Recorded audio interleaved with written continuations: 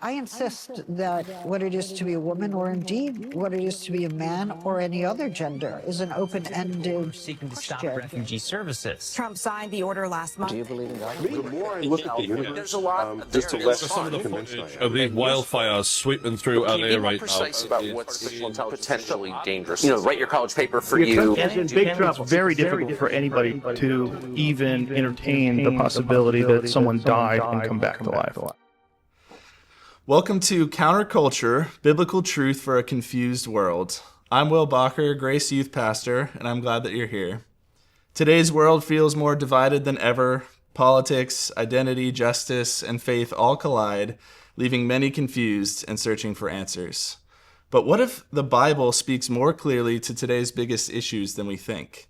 In this series, we're tackling real topics like immigration, climate, sexuality, and technology through the lens of God's Word.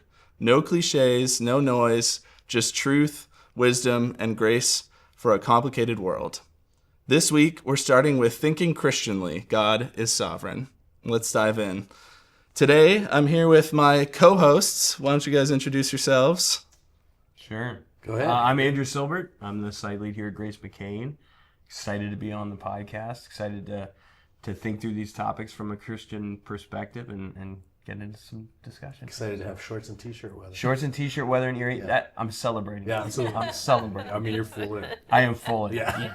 Ironically, winter is gone. It was nice enough until today, and now it's like downpouring. Yeah. So Yeah. That's right. It's probably still going to snow in May. It's a warm rain. So it's a warm summer rain. That's right. Warm summer rain. Yeah. Soak. It's a warm summer soak out there. I'm Sarah Burtt. I'm one of the pastors here at Grace, and yeah, I'm glad I get to hang out with you guys, have some good conversation. I'm looking forward to it. Yeah, me too. I'm Derek. I'm one of the pastors here as well. Been here, 30. I'm the elder statesman. 30 years, I guess, this year it'll be. So, actually coming right up on it. Yeah, I think this June would be 30 years. Which is that's awesome. Wow. Yeah, crazy. Very cool. It's hard to So, do yeah. when you're only 35. Yeah, I know, it really is. Yeah. I started young, and talking about these issues is wild because it's like, in the one sense it feels like young people issues, and in another sense it feels like old people issues. Sure. It's kind of a weird dichotomy. It's relevant to all of us, I think. I think so too. Yeah, so you talked about in your first sermon in this series a great deal about the power and the importance of ideas. And so to get us started, I want to tell you guys a little story. I had a professor in college he had a student come to him and express this thought, and he said, I wonder if I've ever had an original thought before, like a thought that no one else has ever thought. So I don't know if you guys have had that question before, but I want to know, before we wade into the real meat of the sermon and the deep end of some of the things we'll talk about, what is your guys' best original idea or kind of hypothetical invention, if you have anything in that realm? Mm-hmm. Yeah. This is kind of your Shark Tank moment. Oh, wow. Yeah. If you've got something. Yeah. So I think of wacky ideas all the time. I feel like that's one of my gifts, my spiritual gifts. Right. Some of the good ones, I'm like, man, if I knew somebody, or if I could do this, or whatever, if I just knew an engineer. But this is one of the ideas I had a long time ago, and this was before like Turo, before like car sharing and stuff like that. We used to go to this. Well, we still go to this lake in New Hampshire, and boat rentals are incredibly expensive. So I was like. And you drive around the lake. If you rent a boat, you go around the lake, and everybody's got a boat that's covered up. I'm like, why don't we just have a boat share? Boat.up was going to be the name of the business, the website. Boat Up. I like it. So Boat Up, wow. TM. I don't know if something like that exists, but intellectual properties do too. So, but I don't also think this is how you claim it. Yeah. This doesn't make it. This doesn't. It's not a verbal. We're not official. Yeah. It's like a seat safety. Andrew said That's a dibs thing. Yeah. So if you have any humanity at all and you respect dibs. Andrew said it on a random podcast on YouTube one time. You know that 30 years from now when the lawsuit's out and I'm trying to, So we just It all need to comes save back this to this footage, moment. please. That was my idea. That's awesome. It's great. So that was the one I like thought of it. today Yeah. to share. That's good. Yeah. Anyway. I'm in. We go to the same lake in New Hampshire. And it's so a thing, right? It is a call. thing. Yeah. Thing. It's not a bad idea. I agree. Boats are incredibly underutilized. Mm. Yeah, that's I like that. Guys. Well, I've got mine ready. If you guys Okay, okay. go ahead. So I'll try to do it quick. So I have issues with Yelp. Like, I think Yelp has failed at what it was attempting to do, because people tend to just go on Yelp and complain about like really irrelevant things. You know, so you go on there and it's like, oh, they made me wait 5 minutes to sit down, like 1 star, and you're like, okay, that says nothing about the food or this restaurant. So my idea is for an app that's called Entree, okay, where it's like Yelp, but the only thing that you're allowed to rate on Entree is the quality of the food. So when you look it up, and my idea is that you'd rate like individual food items at specific places. And so you could look up like, I want the best, like this is so random, but I like chicken fried steak. So I like the best chicken fried steak in Erie. Of all the breakfast places, the highest rated one is just going to pop up on your phone. You can go there, you can try it. And it's none of this like, I waited 5 minutes to sit down or whatever. It's just purely about the quality of the food. So I like it. Chicken fried steak guy. yeah, I love breakfast, and you know it's got to be a good unhealthy breakfast. You know, Good greasy breakfast. none of this kale smoothie stuff for me. You know, but any other ones? I'm in for both these things. I don't know if I have original ideas, or I have never enjoyed the process of showering. It feels like a waste of time. I mean, I get it. It's not like I don't shower. Okay. I mean, It's just a lot of time, especially female, long hair, shaving leg, all the things. The Jetsons. Do you remember the Jetsons? Oh, yeah. At the beginning of every episode, George Jetson steps onto a conveyor belt and comes out the other side, showered, dressed, and ready for the day. And I'm Wow. like, give me the George that I can like sleep my way through that. That is the move. Yeah, that would revolutionize It's the not a bad morning. idea at all. you know what's That's hilarious is when I was thinking about this, I almost said something about shaving because I hate shaving. Okay, It's a similar thing. you just got to join the beard just club. not do it. I Yeah. listen, Join Time us. be consuming. bad for everybody. You guys got really good beards. Mine would be the splotchiest piece of crap on a face. The fear of the proud. You So know. So mine is the. So this is also an invention. This is interesting that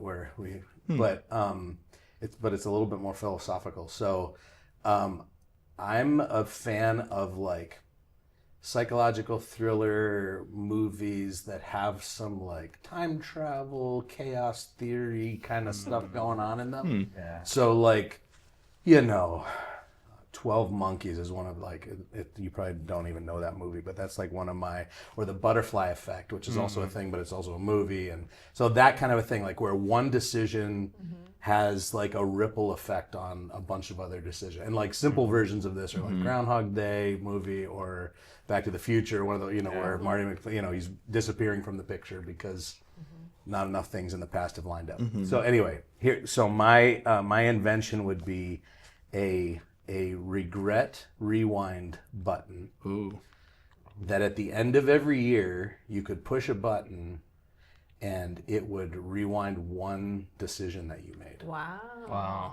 But you don't have any control over the ripple effects of that. Yeah, right. Because there's all these other things that have happened as a result of that one decision. But like if you could go back and change one. And the fun version of this invention, okay, to make it really interesting, is if you push the button, but you don't get to decide which decision. It decides wow. which decision to Dang. overturn. That's interesting. Wow. Hey, That's it's fascinating. dangerous. I don't know if I like your. Yeah, no, it's a little wild. It's a Yeah. little weird. Yeah. It's not nearly as practical as what you guys are talking about. No, that's but it's a good, little though. bit more of an adventure. It reminds me that is it Stephen King, the book about the JFK assassination? Oh yeah, Yeah. 11/22/63. So Yes. I have like 50 follow-up questions, but for sake of Yeah, time, yeah, we we're better- gonna yeah, we move better into go. the sermon here. So I'm a big fan of stories, so I'm gonna tell you guys another little short story here. The author David Foster Wallace is credited with telling this story about 2 young fish who are swimming along, and they happen to meet an older fish who's kind of swimming the other direction from them, and he nods at them. And he says, "Morning, boys. How's the water?" And at the 2 younger fish, they keep swimming on. And then eventually one of them looks at the other and he says, and I edited it a little bit here, and the other fish says, "What the heck is water?" Right. And so before we dive into kind of the specifics of the sermon from this past Sunday, Derek, I thought maybe you could kind of give us a bit of context of the water that you feel like Grace Church is swimming in, maybe in our kind of specific area or region, and just really the church as a whole in America. Yeah. what makes this sermon series necessary right now? And here's my hard-hitting question for you tonight.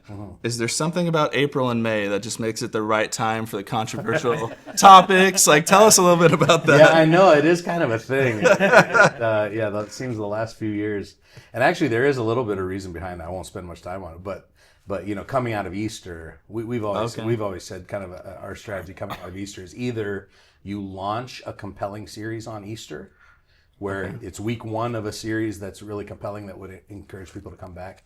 Or if it, like this year, we ended something on Easter, so we ended our journey through Mark. The idea is we want to make a really compelling series coming out of Easter that will make people want to come back. Yeah, that's great. And see what's going on. So this is, you know, to my detriment. This is the series we're in. So yeah, talking about the water, and I do think it's such a great. In fact, I used that a couple times without explaining the story. Talked about the water we're swimming in because I really do believe that, you know, I gave a little bit of a historical quick glimpse from Enlightenment forward as to, you know, I really do think that the water that the church is swimming in right now and that we are all swimming in is secularism. Yeah, say a little bit more about, just brief summary, what is that? Sum that up. So very, very brief summary would be, and there's lots of theories about that spin off of this, but the briefest way possible would just be to say secularism is the idea that says that society improves the more God and religion are removed from public life, essentially. And so it's the elimination of God from the picture, and that really kind of at its heart is that's the main thing that's standing in the way of us achieving kind of utopia together. Progress. That religion is the thing that's holding us back.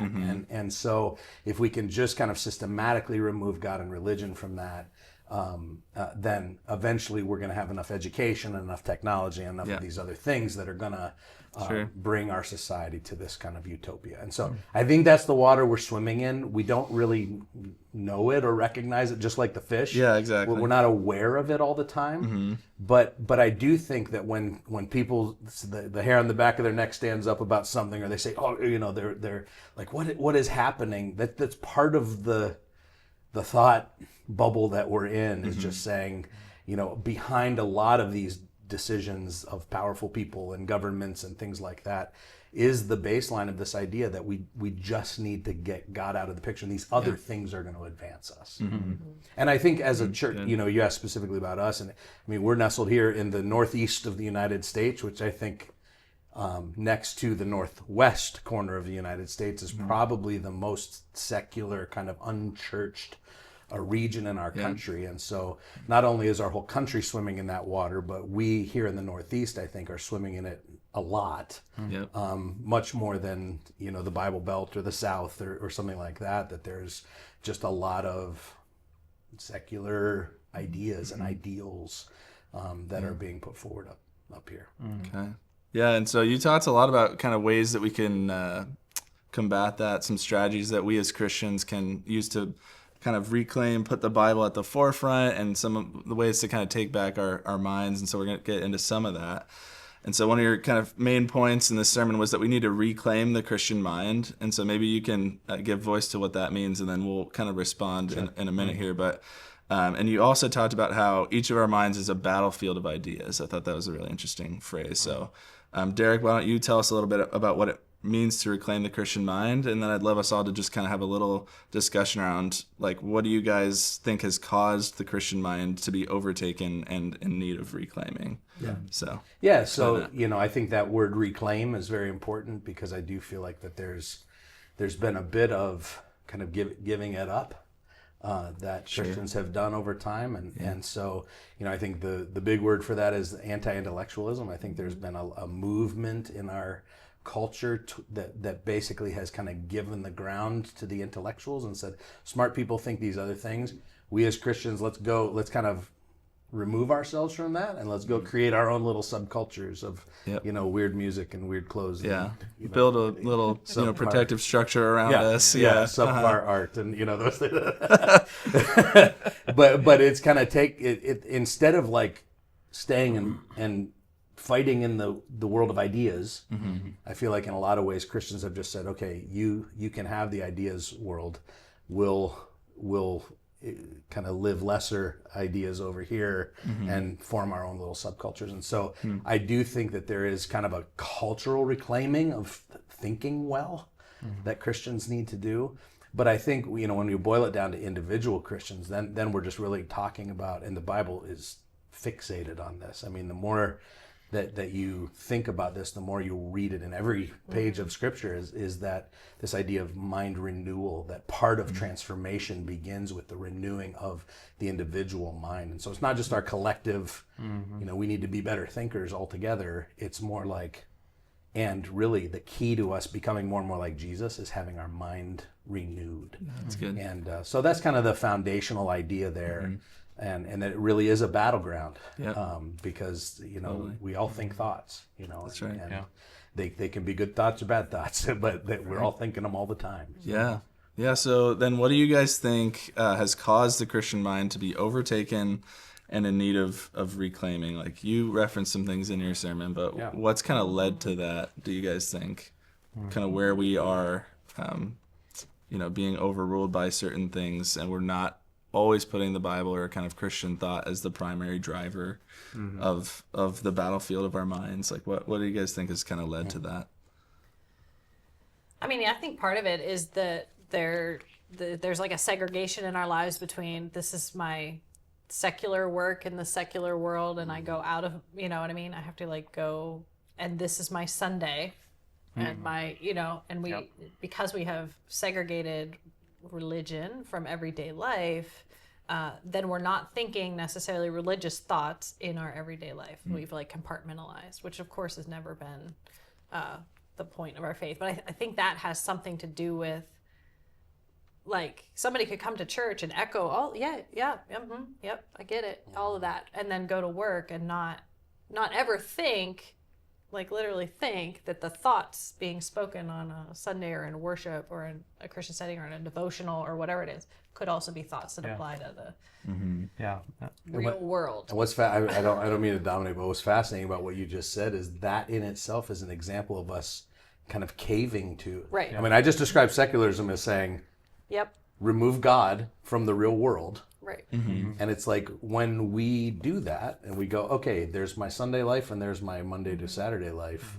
And it's almost the very first step of like acknowledging, okay, we buy into your rules, and those aren't the rules. You know, it's the word almost integrity is based on integrated, like our whole life is one. Right. It's almost like Christians are saying, you know, that secularism is right in every other area of our lives except church. Yeah. It's like, okay, God can be real here, he can have authority here, but everywhere else I'll just functionally act as if I'm secular. Right. Well, and that's what I think of when I really think of Romans 12:1 and 2, especially number 2, to be transformed by the renewing of your mind. Right before that it says, do not conform any longer to the patterns of this world. And I love that he says patterns. Feels like rhythms. Right. Feels like things that I'm just in. It's the water. It's the water. Right? I didn't recognize it was water because I never got out of it. You know, and I think that even, I would almost say that the culture spills more into Sunday than Sunday spills into the culture at this point. It's encroaching to almost the point of like, well, Sunday is just another checkbox for some people. Sunday is a sort of an optional participation thing for some people, instead of, you know, what we're doing inside the walls, bringing that and saying, no, all of this stuff, all of this really good stuff needs to be applied to the rest of my life. I don't want to conform to the pattern that I've sort of been placed in, the society that I have to live in and dwell. And it reminds me of, you know, like being in the world but not of the world, you know, and so, yeah, I think there's, to really experience that renewal of minds, I think it's a fascinating idea.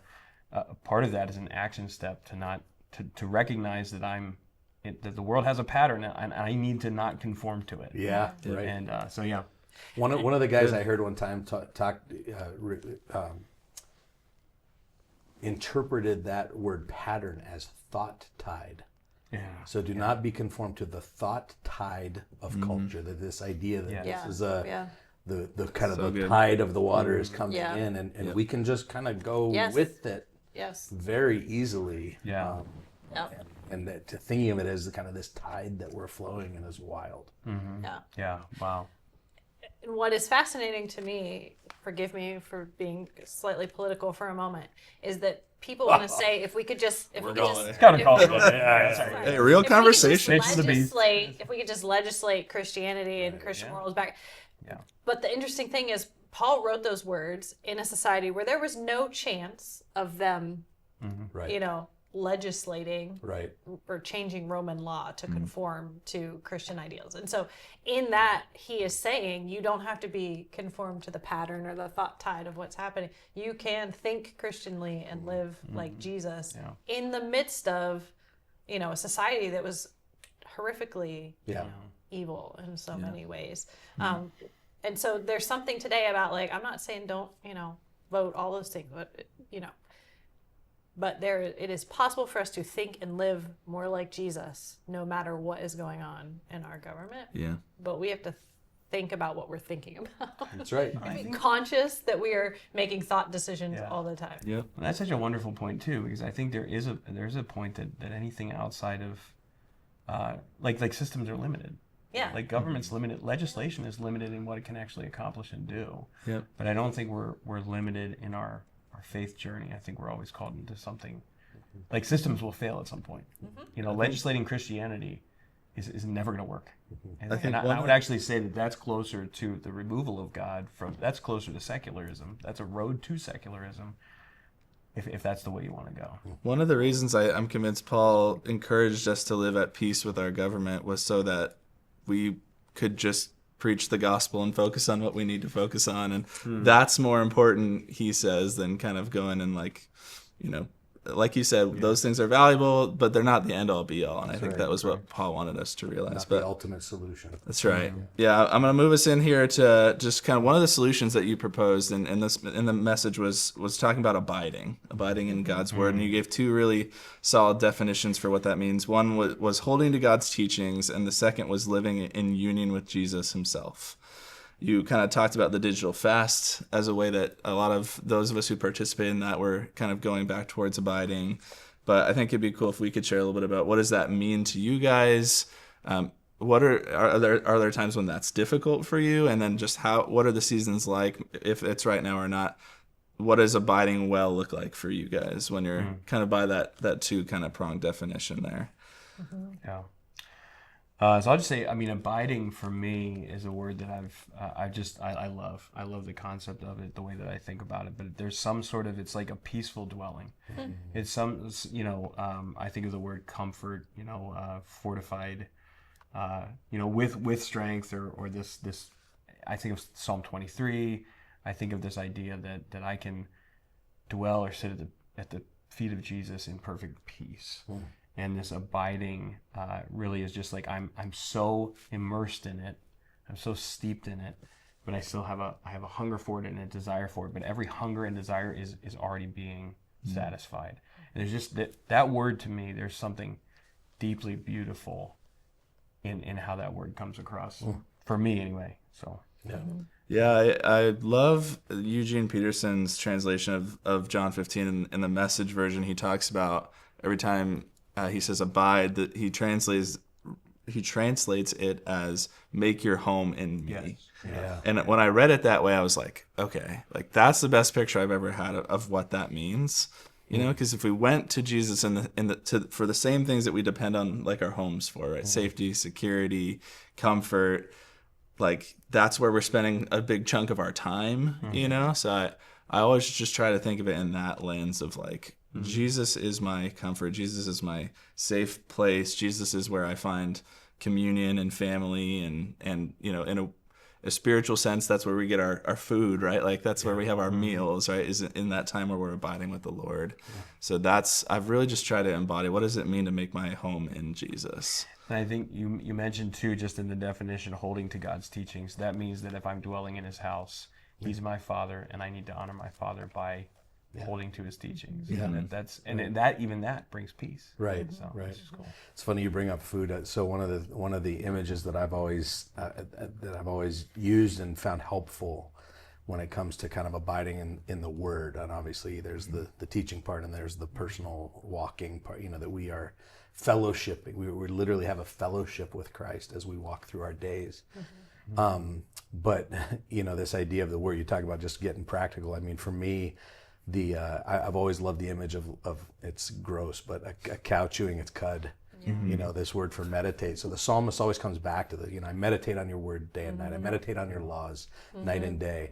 And this idea of meditation, this is another area we've kind of surrendered the word to Eastern mysticism. Yeah. This is a Christian idea, meditation.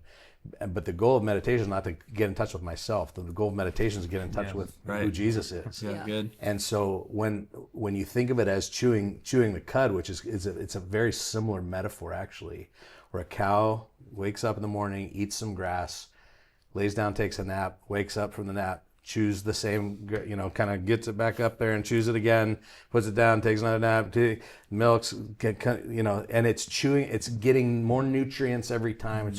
And so when you think about like the Word of God, I think some of us approach the Scriptures like a fast food meal. Yeah. Where it's like I just jam it in there and then hopefully it does something good for me, but who knows? Versus going, and I shared with our staff this morning this passage from Psalm 16 that was the beginning of our fast, and I came back to it this morning, just even in my own personal time with God before my day started. Shared it with our staff this morning on a Zoom call or on a Teams call, and this Psalm 16 that says, "I have set your ways. I've set the Lord before me, always. I've set the Lord always before me," and the number of times that has come back up in my mind today. It was the first thing I read this morning. I shared it with our staff today, and just go, what does it look like to set the Lord always before me? And when we think about meditating, abiding in His Word like that, where it's just like it's always on my mind, it's on the forefront of my thoughts as I'm walking into every meeting thinking about that. That's a whole different way of, I got to get my 5 minutes of devotions in this morning or whatever.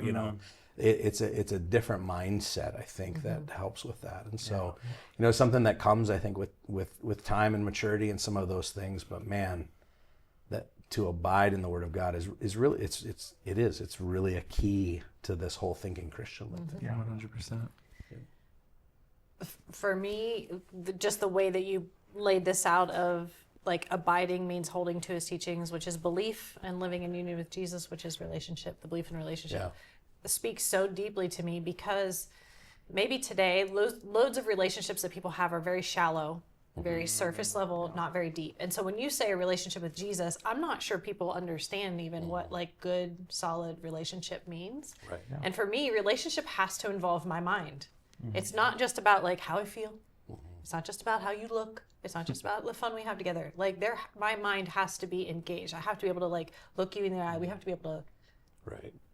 chew on things, work through things, dig in, all of that. And so when you pair the fact that like I can have a relationship with Jesus and He can handle my mind, like and all the questions and all the things, and He wants to actually like lovingly and gently and gracefully like restore my mind so that I'm thinking the right thoughts about myself and the right thoughts about who I am and what He's called me to do and who you are and what for me that's like, yes, that's where you quoted at the end of your sermon, and it's a passage that I cry every time I read it, when Jesus says some hard stuff about you'll have to eat my flesh and drink my blood, and a bunch of people leave, and He looks at His disciples and is like, do you guys want to leave too? And Peter's like, I mean, you've got the words of truth. Where else will I go? I mean, that it makes me weep every time because I feel that my relationship with Jesus is so tied to what He's taught me is true, to my belief. Yeah. So that's great.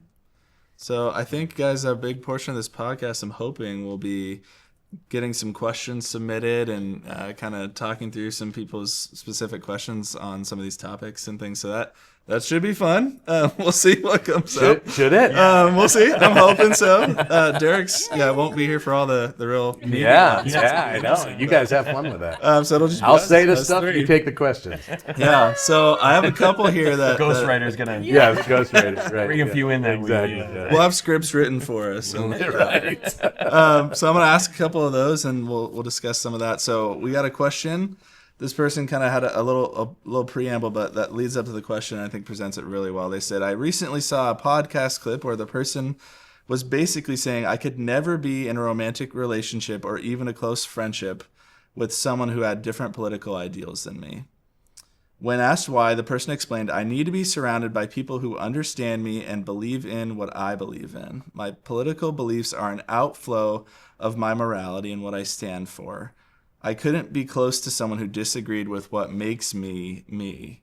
This seems more and more common. So this is the question here, what would be a good approach for me as a Christian to a person who feels that way, especially considering that we would have differences of opinion right from the start?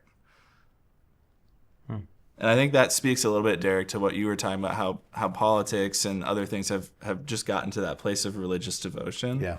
Because the fact that they say that, I don't think, historically speaking, that would have been how people spoke about their political identity or their political understanding. That was more just, I guess I vote that way, but no one would say, like, that's who I am. Right. Maybe not no one, but I think it was a lot more rare. Yeah, and one of the, I actually don't remember if I said it in the message or if it's a cutting room floor situation, but this idea of enmeshment. So it was a new concept to me a few years ago when I first heard about it, but it's a thing now. I mean, it's the name for a thing where it's like, I have become so enmeshed with my political ideologies that if you disagree with them or offend them or say something bad about my politician of choice, it's as if you are saying that about me. And it's become so enmeshed and intertwined with my identity that I can't even separate anymore my actual identity from my politics, which is wild.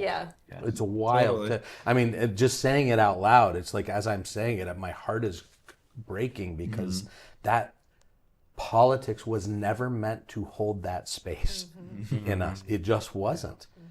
But when it comes to this question, and I'm not going to be the end all, but like I'll start it off and just go, my first reaction when I hear that question is just to go to Jesus and the disciples.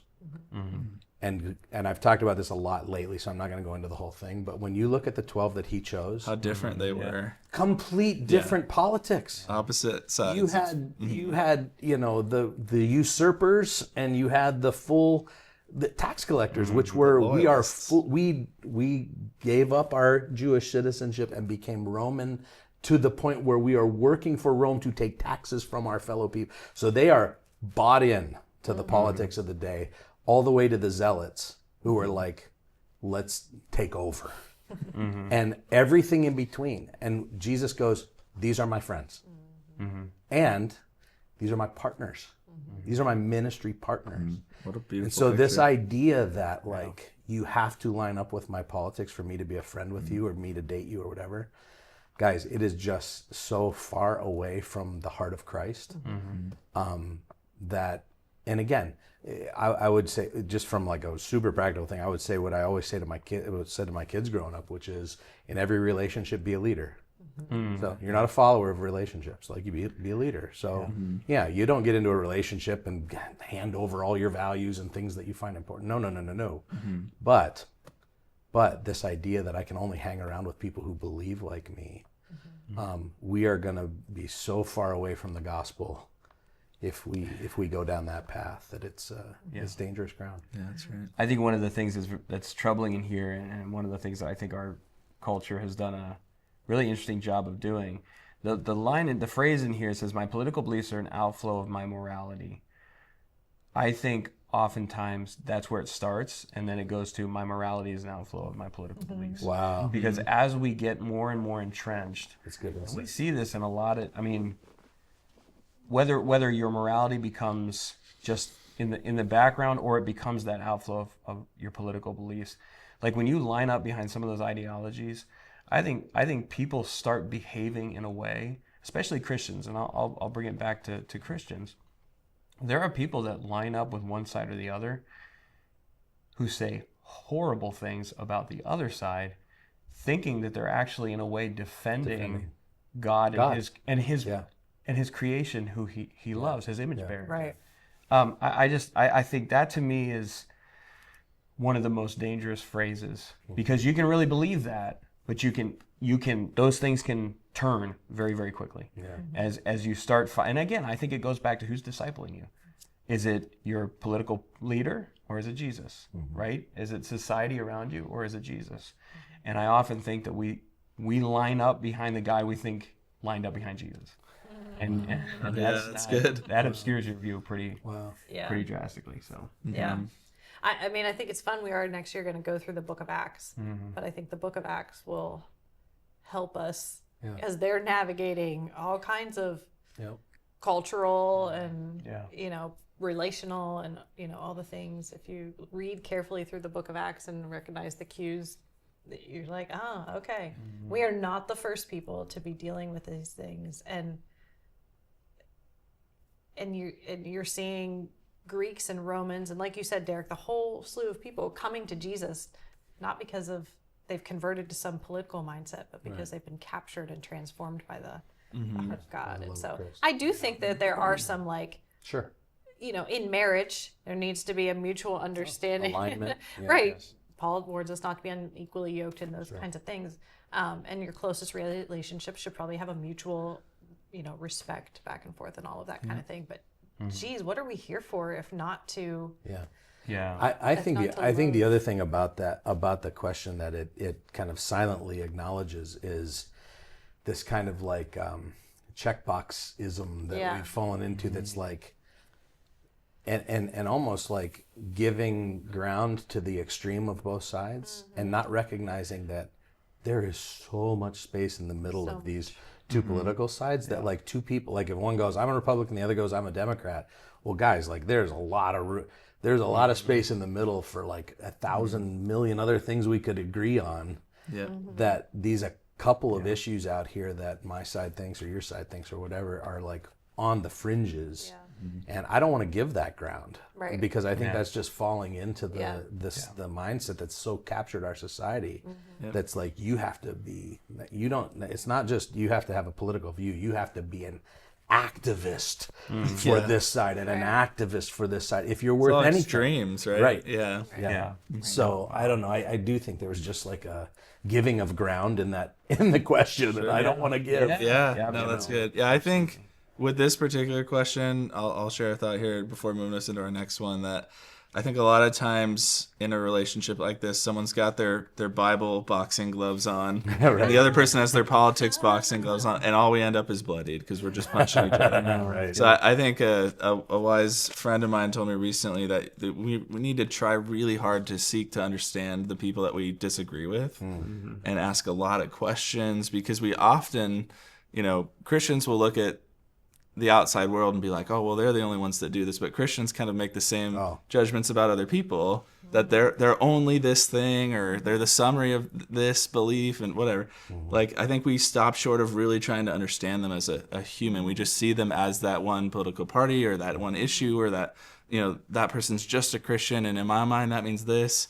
But we don't really understand each other well as human beings. And so I think it's, being patient, asking lots of questions, listening to understand and not just to respond. I mean, I think there's a ton of we've just lost the art of even having good human conversation. So I think that's a good place to start. You know? I think it goes back again to the renewal of mind, to abiding in the words. You mentioned, Sarah, that God's sort of big enough to, take all of those things and he's big enough for my mind, basically. And if I can renew my mind through those things, it helps me develop this peace, because I know who I am. I know my identity, and it helps me look at somebody else and say, they have an identity too. They are an image bearer as well. That's right. And I think that goes a long way if I can really engage in this process of renewal of mind. It helps me look at people different. It helps me be an agent of redemption, of healing, of all of those really good. There's just such a deeper world behind that. And I think a lot of people, politics is just easier. Yeah. It's just easier. Or fill in the blank, right? Fill in the blank with whatever My friend Dan White, in his great book, Love Over Fear, but he talks about he describes that process of when the mind's not renewed, we can make other people into a monster. Yes. Yeah. And if I can make you into a monster in my mind, and it's easier now than it's ever been, because it's that checkboxes that I talk about. If you check these 3 boxes, you're a monster.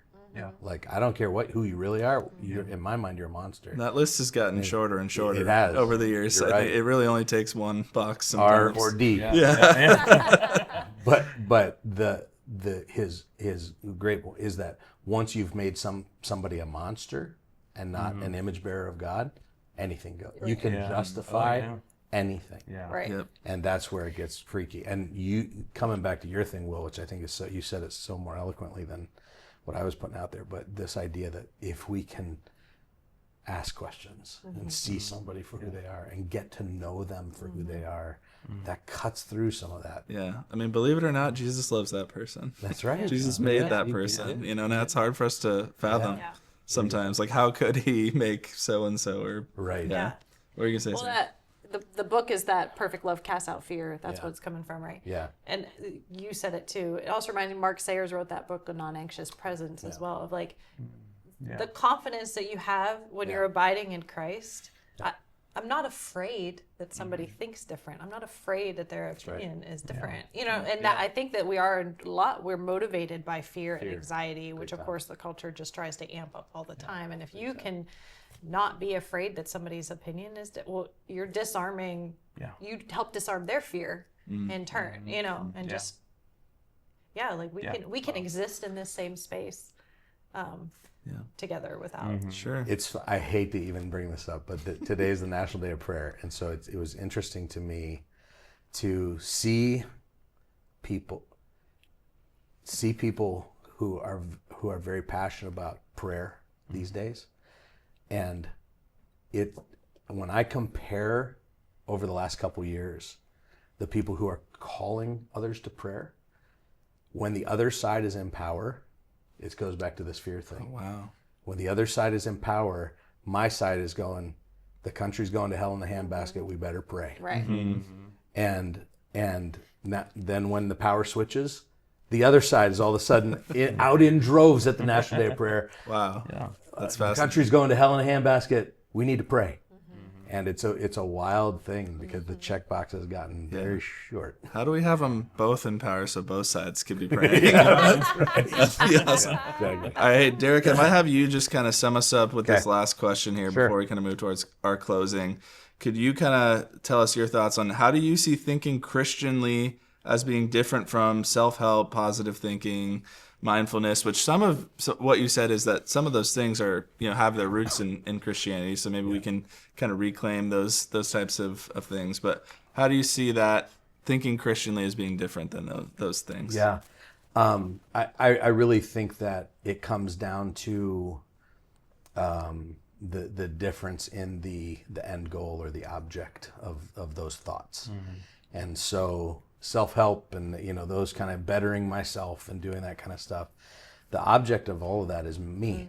It's making me better and making me more whole and me more complete, and kind of the end of the story is me. Whereas I think thinking Christianly, the end of the story is Jesus and others. And so it kind of comes back to the same thing I was talking about with meditation, like Easter meditation. It's about me getting in touch with me. Christian meditation is getting in touch with the Holy Spirit so that I can get in touch with this world that God's called me into. And so, I really do think it's the object of those thoughts is what sets thinking Christianly apart from something like self-help. And there's a lot of good stuff about, self-care and, some of those things I think are good and positive and important, but it has to be under the umbrella of thinking Christianly, because if I've bought into the secular worldview that it all begins and ends with me, man, that's a losing game. Dangerous place to be. Yeah. I'll sum it up by saying your big idea was about how thinking Christianly places God's truth above cultural narratives, and we don't want that to stop with our thoughts. We want that to ultimately translate into action. So that was kind of your big idea for the sermon. And so do you guys have any last concluding thoughts here before we kind of move towards wrapping this thing up? Anything that you guys wanted to add that really stood out to you? Any other thoughts from our discussion? I think if the idea of God being sovereign, what the big idea thinking Christianly places God's truth above cultural narratives, and this idea that God is sovereign, I think it's like at some point we've got to decide that we want to think God's thoughts, and where are we going to go find those? Like, how are we going to immerse ourselves in those? And I know that we mentioned that. I also just know that the water that we swim in does not allow for space and time to do much more than shallow scrolling, or maybe some podcast listening. And so like the effort it takes to think Christianly, I think is just, there has to be a point at which you just think the thought. I'm going to decide to discover more about this God who is sovereign. And It's funny, we were talking a little bit earlier that the simplest of takeaways from this whole conversation could be just like, what if you audited your thoughts for like a half a day? Just because I do think that there's a lot of people, maybe even listen to this podcast, we're just not even aware of our thoughts. Right. We don't even know what we're thinking. Like, and there's so many things that just come second. I heard a statistic one time, I don't remember it off the top, but it's like, I think it was James Clear in his Habits book that however many, 89%, 98%, something of what we do every day is literally thoughtless. Unconscious. We're just going through, we're marching through the steps. And man, if we could just pause and go, wait, what am I? Yeah. How is this trail of thoughts going, and where are those coming from, and what's informing those? Yeah. When I think, I'll tie it back to the beginning where we talked about the water, these two fish in the water, and they're swimming in the water. It's like they never even knew it was water. You have to intentionally go up and get out of the water. Yeah. Like you've got to, we went through this digital fast as a church. There are some really, I think, simple and easy habits. Now they're hard work, but they're easy habits to say, you know what, maybe I'm just going to unplug for a specific amount of time from this outlet or this whatever. And I'm going to intentionally remove myself from that thing and see what it does in my life, see how it affects my everyday life and my thoughts. The other thing I just really quick would say is we talked about the king. There's this cultural desire. I want the king without the kingdom. I want the kingdom without the king. Yeah. The reality is we have a king and we live in his kingdom. Yes, right. So we better get aligned. You know, like I mean, if we do, and that takes that's the actual water we're swimming. That's exactly right. So it's like for real. Yeah. And again, I think that the Matrix. I want this without that. It's focused on me. Right. It has to go back to renew our minds. We've got to go back and say, no, the reality is there is a king. I live in his kingdom. I'm his image bearer. I better get aligned with teachings. And Paul says that we do that by taking every thought captive. Yes. Every thought captive. Guys. That's a lot of thoughts. Right. So I just want to be like, okay, this week, God, what's the one thought that I'm not thinking about that's there? Yeah. That I need to like take captive, give to you, like surrender to you, and help transform. You know what thought I'm taking captive? Boat.up. Yeah. Is the next big thing. Now we've come full circle. GoDaddy. Investors meeting right after I'm going this. to GoDaddy right after this. I'm going to grab the website. I think I already have it. Yeah. To bring it back to kind of one more spiritual thought here, I think since the reality, the truth is that we can't have the kingdom without the king. That's not a possibility. We should probably get on the same page with the king. I think. So I think that's a really good kind of thought to end on. So, but go invest in Boat.up stock when that comes out. So I hear it's blowing up. This is gonna blow It's like an interesting turn. Hey everyone, so thank you so much for joining us. Tune in next week as we talk about what Jesus and the Bible have to say about immigration and refugees. If you want resources like reading plans, YouVersion Bible studies, and more, you can go to whoisgrace.com/counterculture. And we'll include some additional things, books, podcast recommendations, things like that in the show notes. So we hope that you guys will join us next time. Peace.